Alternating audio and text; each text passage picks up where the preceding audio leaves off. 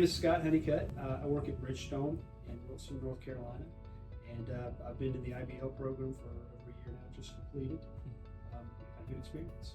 The iBL program really put the pieces together for me. I've had exposure to reliability for a number of years, but I like the way that it sort of showed the why of what we're doing, how what we're doing, and examples of how to do that, and then challenges to do our own, to apply it. Yeah, the online portion was very important in manufacturing, so everyone in manufacturing has more work than one person might be reasonably expecting. So you need that ability. We actually made some arrangement to work part of the time at home.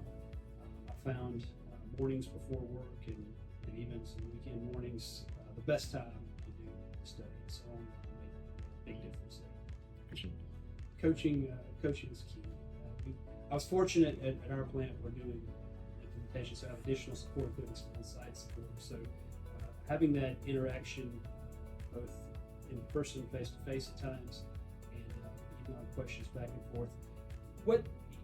Sometimes understanding material is not the hard part, but it's figuring out how does that apply in this situation. So reach out anytime, and so the coaches are people who have been there before, and are able to really help you figure out exactly here's what we're going to do in this situation today, or here's how we're going to apply this principle to this